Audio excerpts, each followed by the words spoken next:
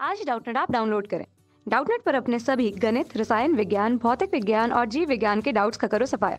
बस प्रश्न की फोटो खींचो, एक ही प्रश्न को क्रॉप करो और तुरंत वीडियो सोल्यूशन पाओ। अभी डाउनलोड करें। हमारे प्रश्न दिया गया भौतिक अवस्था के आधार पर पदार्थ की अवस्थाएं कौन कौन सी होती है, वो हमें पता है कि ठोस, द्रव और गैस होती है। तो पहला हमारा कौन सा है? पहला हमारा ठोस है। चलिए हम ठोस को समझते हैं। ठीक है, ठोस क्या होता है?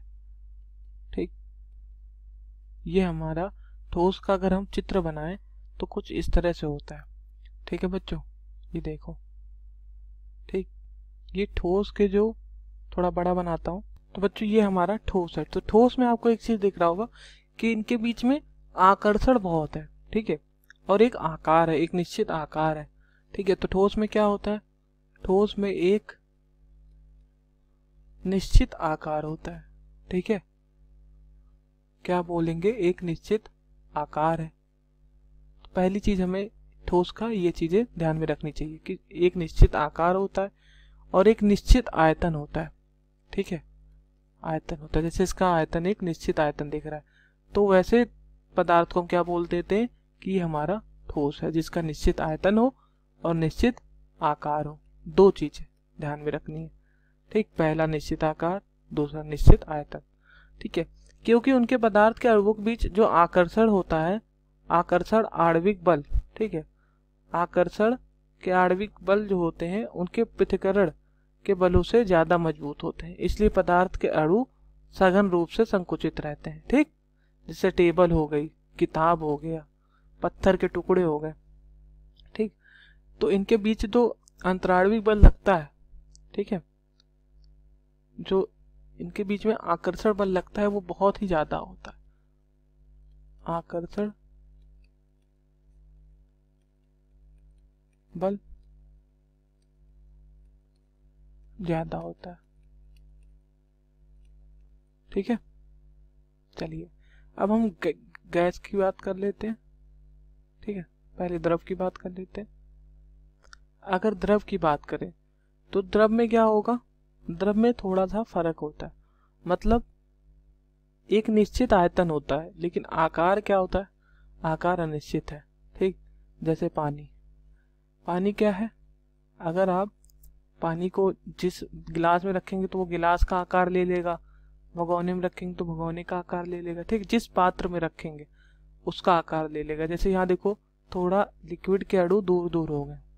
ठीक, तो इनमें जो बल लग रहा है, आणविक बल लग रहा है, उसके अंदर थोड़ा कम है, वो बल उतना ज्यादा नहीं लग रहा है। ठीक है, समझ गए? तो ये हमारा द्रव है। द्रव में क्या होता है? द्रव में क्या होगा? एक अनिश्चित आकार होगा, जिसमें रखोगे वो वैसा ही आकार धारण कर लेगा। ठीक है, अनिश्चित आकार। और आयतन की बात करें तो जो द्रव होता है वो एक निश्चित आयतन होगा। ठीक है, आकार अनिश्चित होगा लेकिन आयतन उसका एक निश्चित होगा। ठीक, जैसे उदाहरण के तौर पे बात करें तो हमारा हो गया पानी, दूध, तेल, ठीक, शराब आदि। ये सब क्या है? ये सब के अनिश्चित आकार होते हैं। ठीक है, लेकिन एक निश्चित आयतन होता है, जिसमें रख दो वो ऐसा आयतनीय धारण कर लेता है। समझ गए? अब हम गैस की बात करते हैं। ठीक, जो गैस के परमाणु होते हैं, जैसे ये द्रव का परमाणु है, ठीक, गैस के परमाणु और भी दूर दूर हो जाते हैं। ठीक है बच्चों, खूब दूर दूर हो जाते हैं गैस के परमाणु। चलिए देखते हैं किस तरह हो जाए। देखिए, खूब दूर दूर हो जाते हैं गैस के परमाणु। तो इसमें क्या है? गैस क्या है? गैस में जो अणु बल है, जो आणविक बल है, वो क्या है? वो बहुत ही कम लग रहा है। ठीक, और इसके पास आकार निश्चित नहीं है, अनिश्चित आकार है,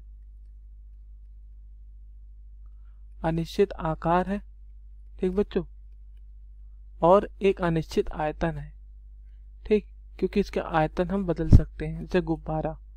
ठीक है, इसको अगर दाबोगे तो इसका आयतन बदल जाएगा। ठीक बच्चों, तो आयतन कैसा है? अनिश्चित आयतन है। ठीक, तो हमारे तीन भौतिक गुण होते हैं। ठीक है, किसके? पदार्थ के, ठोस, द्रव और गैस। उम्मीद करता हूँ आपको समझ में आया होगा। ठीक है, धन्यवाद। कक्षा 6वीं से 12वीं से लेकर नीट, IIT, जेई वो एडवांस के लेवल तक 1 करोड़ से ज्यादा छात्रों का भरोसा। आज ही डाउनलोड करें डाउटनेट ऐप या व्हाट्सएप करें अपने सारे डाउट्स 8400 400 400 पर।